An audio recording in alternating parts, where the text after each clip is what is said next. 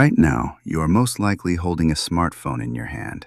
Your finger is gliding across the screen out of sheer habit. Underneath your fingertip, there isn't a single pore, microscopic bump, or speck of dust. Just absolute, sterile smoothness. Modern design has elevated this smoothness into a cult. Look around.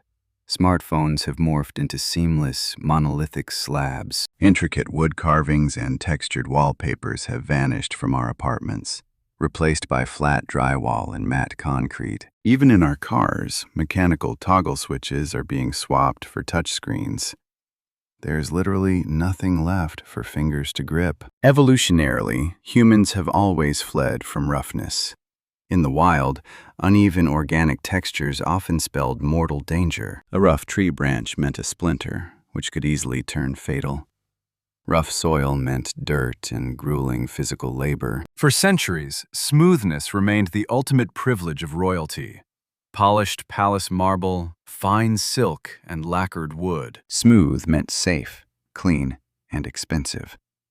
And now, we have finally built this clinical world of victorious cleanliness. Our gadgets are seamless, our walls are flat, and our entire existence has turned into one continuous, effortless slide. But why then, in the midst of this tactile sterility, do we find ourselves gripped by a strange, quiet background anxiety? Why does an hour spent scrolling through a flat glass screen in a minimalist room leave us feeling so hollow and exhausted? We traded our senses for a beautiful picture, signing a deal whose fine print we never read. Touch has been completely muted. Our brains evolved over millions of years to navigate a complex, textured world. Instead, we locked ourselves in a sensory vacuum. What if this flawless technological cleanliness is actually being read by our bodies as a silent, existential threat? To understand why smoothness triggers our anxiety, we only need to look closely at our own open hands. We are used to treating our hands as simple tools, but evolutionarily, our fingers are much more than mere manipulators. They are an incredibly complex sensory organ. In reality, they are a direct, physical extension of our brain. On just a single square inch of skin on your fingertips, there are thousands of highly sensitive sensors called mechanoreceptors. Biologists refer to them as Meissner's corpuscles and Merkel discs, each fine-tuned to different types of physical contact. They detect microscopic bumps just a few nanometers high, instantly telling raw oak from polished polymer plastic. Why do we possess such frightening hypersensitivity? As it turns out, this is our ancient evolutionary survival radar. Millions of years ago, touch saved our lives. Night in a dark cave or deep within a jungle made vision completely useless. Our ancestors relied on touch. A slippery stone warned of a fall, while rough tree bark offered a reliable, sturdy grip. The brain processed this massive stream of tactile data 24 hours a day to confirm reality and safety of the environment. But now, this high-precision biological radar spends hours hitting nothing but absolute tactile emptiness of a screen. This radar cannot simply shut down. When it stops receiving outside signals, a dangerous glitch begins to spread in our nerves. Scientists call this chronic sensory breakdown cognitive sensory dissonance, or systematic tactile starvation. Your eyes see a vibrant three-dimensional world on the display. Your visual channel is completely overloaded with data. But what do your fingers feel at that exact same moment? Absolute nothingness. The same flat, cold pane of glass for hours. This creates a severe sensory mismatch. Your evolutionary program has no script for visual depth paired with tactile numbness. To a wild ancestor, this meant hallucinations caused by poison.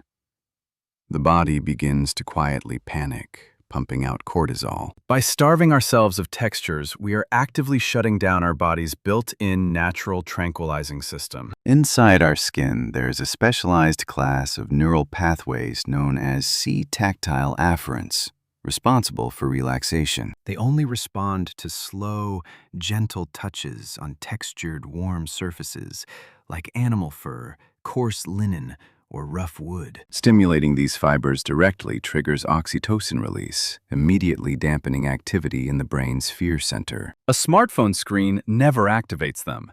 We are starving our brains, cutting off their natural source of safety and peace. And the strangest part is that we decided to rebuild our entire physical world in the image of this flat, lifeless glass. Walk into any modern apartment. You see flawless drywall, laminate coated in plastic, and glossy synthetic cabinets. To our nervous system, this interior is not a cozy sanctuary. It is an expensive designer sensory deprivation cage. We have completely scrubbed our interiors of pores and rough edges, creating what is known as the sterile box effect. Norwegian researchers conducted an experiment, placing stressed volunteers in two completely different rooms. The first room was finished with natural wood and stone.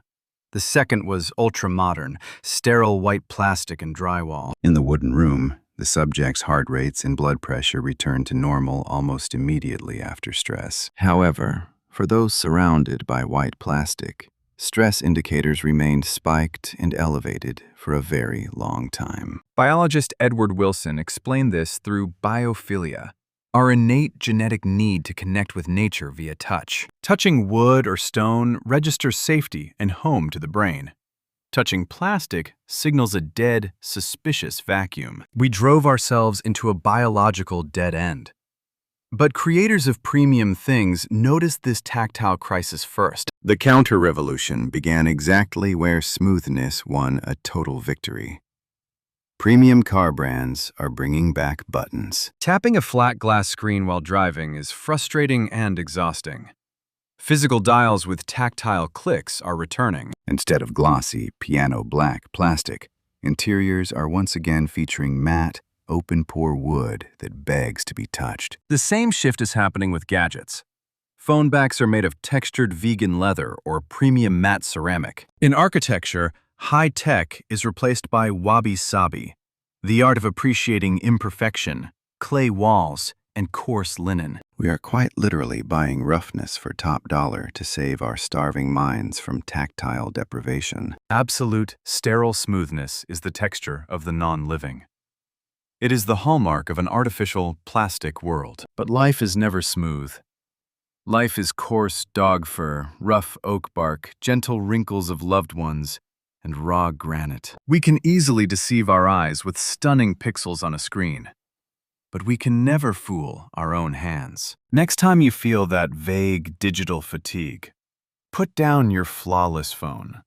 Walk to the window and touch the wood. Run your palm over rough plaster walls or green leaves, and listen as your brain finally takes a quiet sigh of relief.